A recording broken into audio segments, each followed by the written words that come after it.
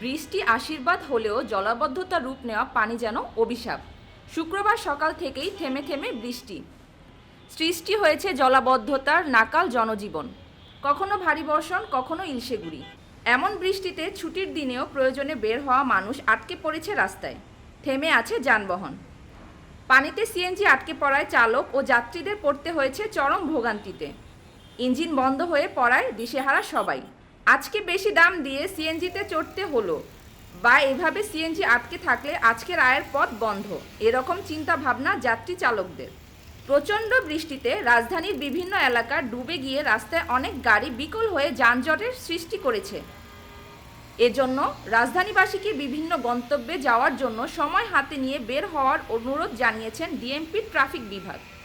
আবহাওয়া অফিস বলছে, দেশের বিভিন্ন স্থানে ঝড় বৃষ্টি ও ভারী বর্ষণের প্রবণতা রোববার সন্ধ্যা পর্যন্ত অব্যাহত থাকতে পারে।